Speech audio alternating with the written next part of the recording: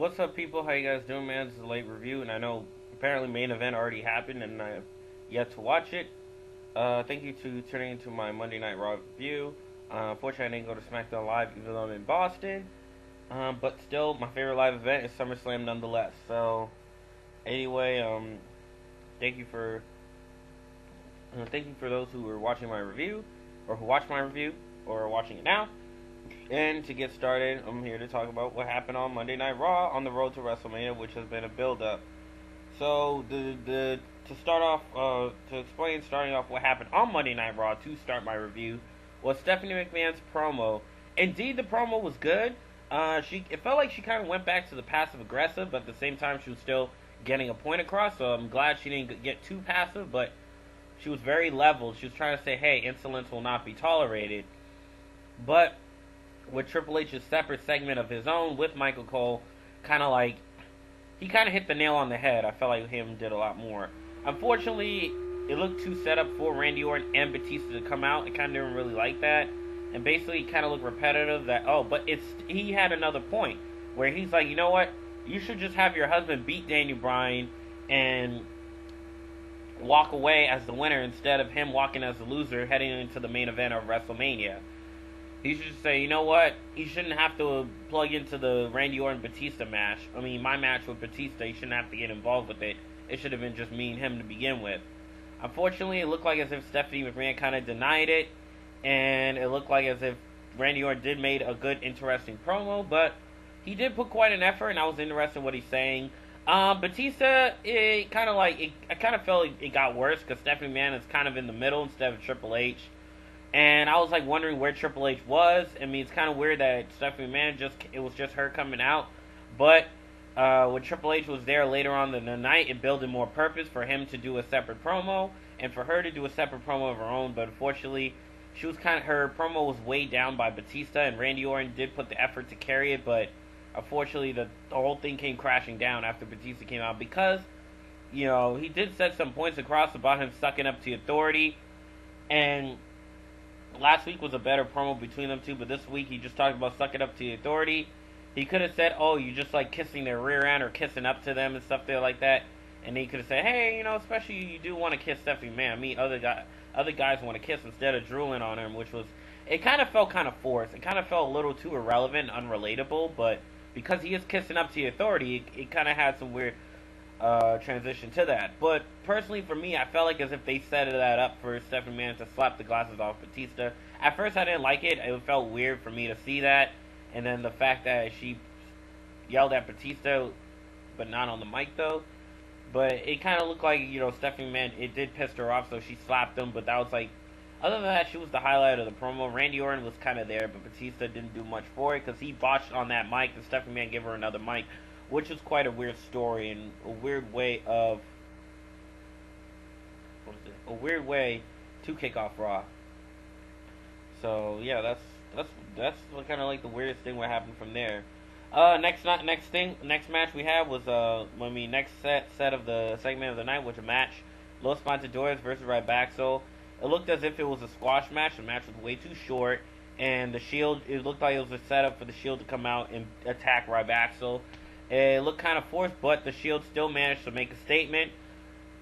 Despite the place they're in, they still continue to look like as a strong stable. So later on in that very night, they had a match with the Real Americans, and they did beat the Real Americans with Seth Rollins nailing his finishing move, the Blackout. Now he changed it to Peace of Mind and gets the victory. And then they nail out Cesaro with Zeb Coulter that stood by and didn't really want to get too involved. I wish they kicked him or attacked him of some sort, and then he comes back. And then they nail out Cesaro to just triple powerbomb Cesaro through the table. The match was very phenomenal to watch. I was excited to watch the Real Americans versus the Shield. But later on that same occasion, Kane and the New Age Outlaws announced that they're going to have their match against the Shield.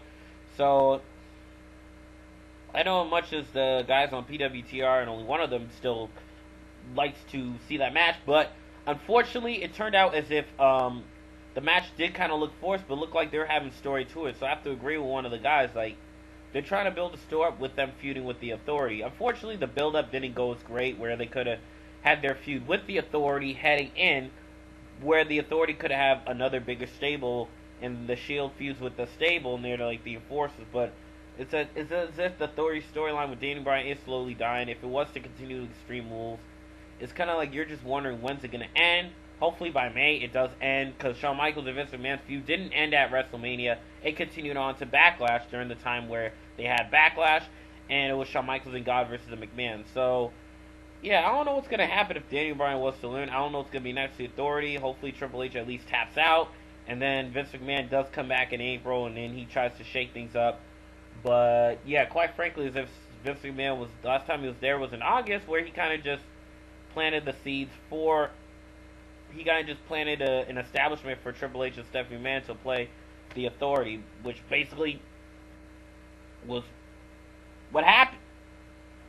So, quite frankly, to that. So, yeah, so basically we have that match going on. Next event we had was AJ versus Naomi, and it was surprisingly a title match, but I thought it was non-title. But unfortunately, the match ended with AJ cowering out in a count-out, and it looked as if AJ and Vicky are having their feud, but unfortunately, Vicky is not in the title match, unfortunately, because she is not an active wrestler. She's not wrestling in the WWE. She is the GM. So what she did was just to punish AJ, they put her and the rest of the roster in the Vicky Guerrero Invitational, which I didn't like. I'm hoping it was a championship scramble match they could have done. But unfortunately, I don't think that's the route they're going to go. They're going to do some type of battle royale, and AJ is going to come out on top. I highly doubt in anyone's mind that AJ is going to lose the title, because who the heck is she going to lose it to other than the Bell Twins, Natalya, or Naomi? Because if the Total Divas were to win that title, it would be odd. The feud would start within each other, and then I don't know if Natalya or even Marie or the Bell Twins are going to turn heel. But, the Bell Twins already just started their face turn. So, I would really want to see them turn heel. Unless the feud is so heated. And then they could do it on Total Divas in real life. And the feud could start against each other. So, that's what I got to say to that. But, I don't know who's going to win this Royal Rumble. Other than AJ winning this one. But, AJ looks like she's going to win. So, that's what my money is set on. So later on that night, we had Triple H in a promo with in an interview with Michael Cole, in an in-ring interview, which was really surprising. The promo did turn out as if Michael Cole was interviewing Triple H, and yeah, basically that's what happened. Triple H basically set up saying, you know what, I did the beating because that's what Daniel Bryan deserved, and that's what they deserve. Basically, you forced me to choose this option to beat down Daniel Bryan the way I did. To punish Daniel Bryan for occupying and hijacking the show and embarrassing me and my wife Stephanie McMahon. Basically, that's what happened. And then he talks about, the crowd. He felt like today's generation is just soft. They feel like everything is just cakewalk. Like everything's supposed to go smooth and happy and dandy. And instead of wanting aggression, the passion that I was fighting for, and the same thing I strive for, now he just felt like it's pathetic and soft and just lacking of passion. Lacking of aggression. That's what he feels like this era is. And he spoke some sort of truth into it, but at the same time, it felt like he completely trolled the internet fans. Well, not really. He said, why don't you tweet about it? It's great how he's in touch with the social networking and how he transitioned that into story, which was great. It's great how they don't have to try and be hip, talk about twerking and stuff like that, and they don't have to talk about stuff that's going on in the social media, MTV Movie Awards, and stuff like that. So, honestly, I feel like as if Triple H is like having that road to WrestleMania energy, which is great. And Randy Orton does need to get up there fast, so that's what I have to say to that. And Batista as well, so just to say the least of that. So, next thing we had, so basically Triple H, great promo. He is building up so well. Daniel Bryan's absence really paid off. Hopefully he shows up by either next SmackDown, not this week's SmackDown, but next week's, or Monday Night Raw, and they do their final showdown before the road to WrestleMania goes in full swing. Next match we have was John Cena versus Luke Harper. The ending of the match was completely odd. John Cena before the match was getting a little paranoid. He thought he saw a sheet mask, and then he was getting a little overly concerned.